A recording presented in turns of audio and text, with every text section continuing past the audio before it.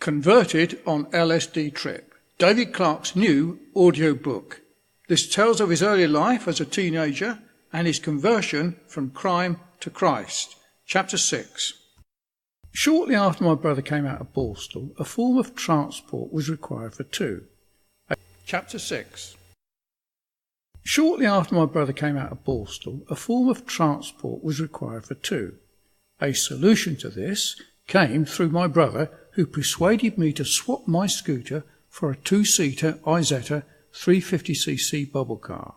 I had inherited his scooter from him when he was sent to Borstal, but by now it had been renovated. I had rebuilt the engine and the scooter in the spare bedroom at home and resprayed British Racing green. It was a Lambretta TV 175cc.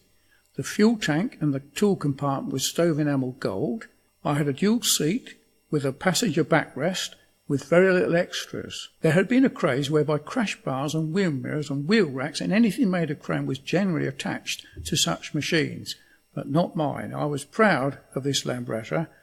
It had to go to make way for the sky blue bubble car. Before this time, we had to thumb lifts and get to places we wanted to go if the scooter wasn't in action.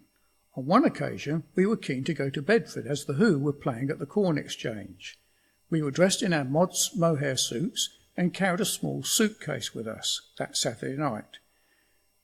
We got as far as Ampthill in Bedfordshire, but were stuck on the corner of the Ampthill to Bedford road and were about 20 miles from Bedford. We were stuck, and Michael went into the pub to get a drink whilst I stayed on the corner trying to thumb a lift. To my relief, and just after Michael had gone to the pub, a two-seater blue coupe Jag pulled up to offer me a lift. I rushed up to the window of the car, carrying our small suitcase, feeling very relieved that I'd got a lift, but at the same time anxious as my brother was still in the pub. I said to the driver cheekily, would he mind waiting for a moment? The driver was fine and said OK. However, to my surprise and amazement, I realised who the driver was. It was Pete Townshend, the lead guitarist of The Who. Of course, that made our day. By this time, Michael had arrived, and we both squeezed into the front seat of Pete's Jag, and we told him we were going to the Bedford Corn Exchange to hear their band that night.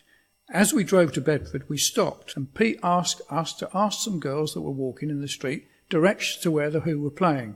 Sure enough, they knew, and pointed us to the direction of the Corn Exchange. It was a great evening. Chapter 9. The Bubble Car. The bubble car belonged to David Ness of Chiltern Avenue in Aylesbury, who had been given it by his brother. There was only one thing wrong with it. We had to bump start it, as the starter motor didn't work. Push it, and then put it in gear and jump in once the engine had started. In this vehicle we had many adventures because we were liberated from the two-wheel scooter and could cram 4 people in this vehicle if we wanted. Neither of us had passed our driving test to drive a normal car, but I had passed my test to drive a motorbike, and my licence allowed me to drive a 3-wheeler bubble car. We were able to carry blankets and spare clothing, etc., all in the dry. We would carry all the things that we needed for a night out in a suitcase. It was ideal for catching girls. The front opened up, and it could be driven forward with the front door open.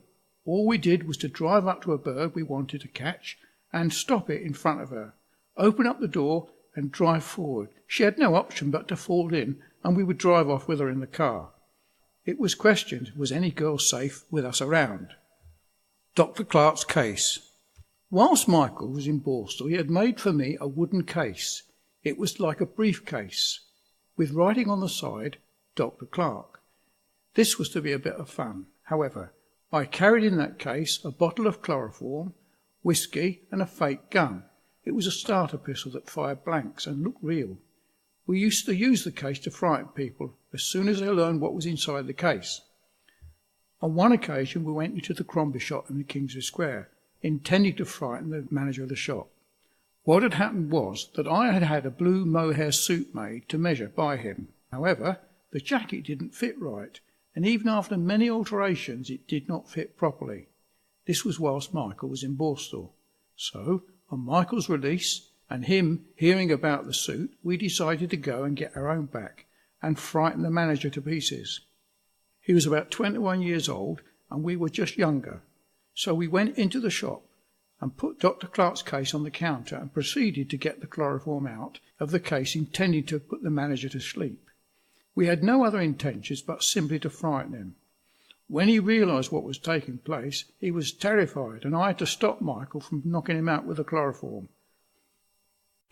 Off to Margate. In 1966, the mods and rocker riots were common. On one occasion, we set off to Margate on one bank holiday in the bubble car. This was a custom among our generation of mods. We all seemed to migrate to Yarmouth, Margate or Brighton. This was Whitsun bank holiday. On this trip to the coast, my brother was true to form and had borrowed a .22 Webley air pistol from Pat Jones and was determined to have a good time. He had fired the occasional pop shot at one or two girls' bottoms, which caused amusement. This was not what I would have normally have done, because I remember how shocked I was at 11 years old when I recalled boys having airgun fights in the woods on my way home from school. I thought then how dangerous and stupid it was. However, he was my older brother, older than me, acting fearlessly. I just went along with it, suppressing my natural cautiousness. As we passed through the various towns in London, the air pistol was used to cause alarm. As I write, I shrivel at the thought of what was done. We found it amusing to shoot at ladies' bottoms, as their reaction of shock was funny. As we passed through Lewisham, several people must have reported the mystery airgun shooter, and at least one lady was wounded and reported the matter to the police. Caught by the police. Traffic police en route to Margate stopped us. These men briefly searched our car but found nothing suspicious and let us go. My brother had hidden the pistol just in time, and we did not allow this close shave to stop our adventures. Persons, girls, bathing at night were targets for our folly, and we found it amusing to see and hear the scream of a female. It was not intended to wound or harm, but that really was inevitable. During this weekend, we moved on to Ramsgate, and again, moved with a spirit of naughtiness, decided to steal a tray of peaches from a fruit and vegetable shop. The bubble car was used as the getaway car. The shop was halfway down a hill, with houses on either side of the shop. It was decided I should take the peaches and my brother drive the getaway car. I lifted the tray of peaches and jumped in the car as it rolled down the hill, making a chug chug chug noise, attracting attention. Naturally, we were spotted and reports were made to the police, but we didn't know this. Our foolishness was brought to an end when the same traffic police that had stopped us in London on the way home picked us up. I could tell from their faces that they had it in for us. A quick check of our vehicle revealed the stolen handbag. If only we'd got rid of it, I thought. Then the airgun pellets and finally the airgun itself.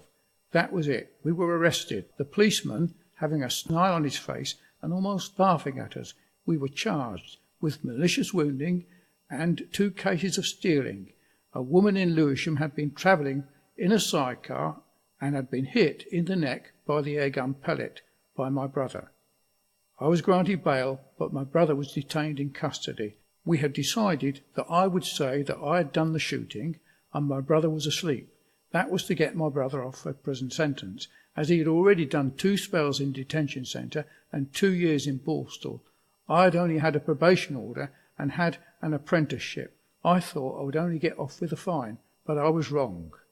Our mum managed to obtain bail for my brother, and we appeared in Kent quarter sessions several months later. On recollection, I can remember a prison officer at Rochester Borstal, where I visited my brother a year previously, had said to me that I would be sent to Borstal if I didn't watch out. I said, "You must be joking." I was sent to Borstal, just as he said, as I would be confessing to this crime. We were charged with malicious wounding and carrying a firearm without a licence. On reflection, I think my brother was not being a good brother to me. He should have not let me take the rap, but I did. The bubble car blows up. During the time we were awaiting our court appearance, we went one night to Bedford in the bubble car. On the way home, the bubble car caught light and blew up as the petrol tank was above the engine. We managed to walk to Woburn Green and decided we would have to sleep the night there.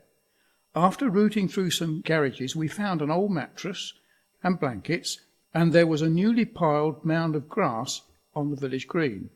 This was where we made our bed, and it was very comfortable. We put up our umbrella that we'd rescued from the bubble car and slept soundly until the morning, when the police arrived and wanted to know what we were doing, as if they couldn't see. They woke us up. When we explained the bubble car had blown up, they said yes, they'd seen it down the road, so they let us go without further questioning. I arrived at work the next morning, but was soon to be dismissed because I was to appear in court, and they were not prepared to trust me anymore. This was the last of the bubble car, as my parents managed to sell it whilst we were in prison. Converted on LSD Trip by David Clarke, available from amazon.co.uk and amazon.com, so get your copy now.